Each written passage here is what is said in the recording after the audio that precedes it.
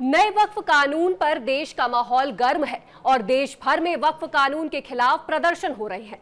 ऐसे में अब 16 तारीख को वक्फ कानून के खिलाफ सुप्रीम कोर्ट में सुनवाई शुरू हो जाएगी। सुप्रीम कोर्ट में वक्फ कानून के खिलाफ कई याचिकाएं दायर की गई हैं और खुद चीफ जस्टिस संजीव खन्ना की बेंच मामले की सुनवाई करेगी। ऐसे में सवाल ये उठता है कि पहले दिन सुप्रीम कोर्ट में क्या होगा और क्या एससी इस कानून पर रोक लगा सकती है। इस मामले पर हमने कुछ वकीलों से बातचीत की। आइए जानते हैं कि उनकी इस पर क्या राय है। वक्फ बिल संशोधन को लेकर लोकसभा और राज्यसभा में कानून पास कर दिया गया है, जिसके बाद अब सुप्रीम कोर्ट में इसकी सुनवाई होगी और अगले कुछ दिनों में सुप्रीम कोर्ट में ये रखा जाएगा। दोनों तरफ से बहस होगी, लेकिन क्या कुछ होगा इस बहस में, हमारे साथ कुछ वकील यहाँ पर मौजूद है। न्यूज़ 18 आपको सीधे बताना चाह रहा है कि कैसे कैसे ये मसौदा रखा जाएगा। मैडम, ये बताएं कि क्या चीजें ट्रांसपेरेंसी में बदलेंगी?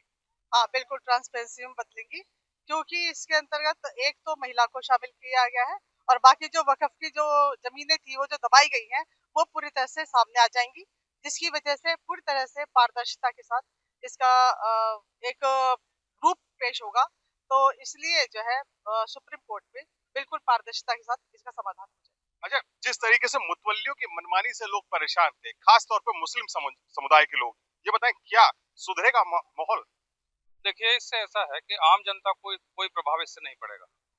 जो माफिया है, जिन्होंने वक्त की संपत्ति को बता के जो है कि सार्वजनिक संपत्ति पे कब्जा कर रखा है, उन लोगों को जो प्रभाव पड़ेगा।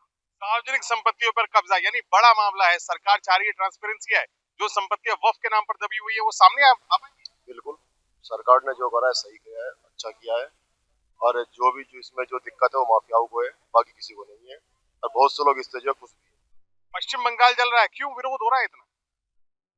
पश्चिम बंगाल के जलने का कारण ये है कि वहाँ पे मुस्लिम समाज का ज्यादा वो रहेगा और वहाँ पे सरकार का दबदबा ज्यादा आएगा, इसीलिए। लेकिन मुस्लिम समाज ही इस पूरे बिल से परेशान है।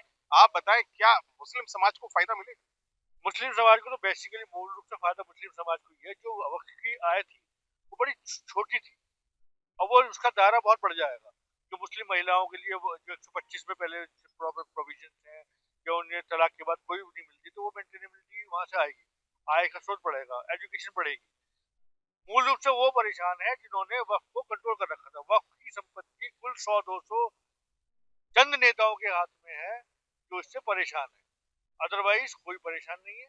और उसका डिजिटलाइजेशन हो जाएगा, सारी संपत्तियों का डिजिटलाइजेशन हो जाएगा। जो संपत्ति वक्त की है वो वक्त की रहेगी, जो सरकार की है वो सरकार की रहेगी।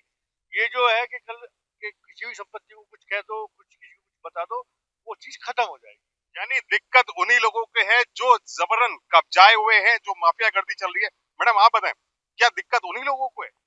हाँ, बिल्कुल दिक्कत उन्हीं लोगों को है, क्योंकि बाकी जो लोग हैं जो इससे संबंधित नहीं है उनको तो एक न्याय मिलेगा, एक उनको एक सुविधा मिलेगी।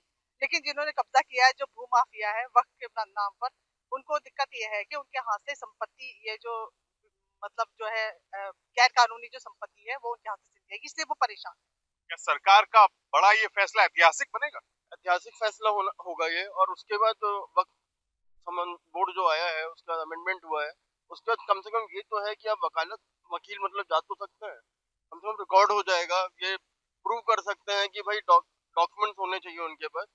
जो जमीन वक्फ की होगी वो उनकी हो जाएगी, जो सरकार की होगी वो सरकार के पास चली जाएगी। तो ये ऐतिहासिक फैसला है। वकील साहब, ये बताएं, सुप्रीम कोर्ट में किस तरह से दलील होंगी दोनों तरफ? सुप्रीम कोर्ट में ये दलील होगी कि जो जो वक्त को घेर के बैठे हैं लोग, वो जाएंगे, आम जनता तो जाएगी नहीं। तो उनको निश्चित रूप से वहां डिफीट मिलेगी और सुप्रीम कोर्ट निर्णय जो है इसमें सही निर्णय लेगा और जनता के फेवर में लेगा।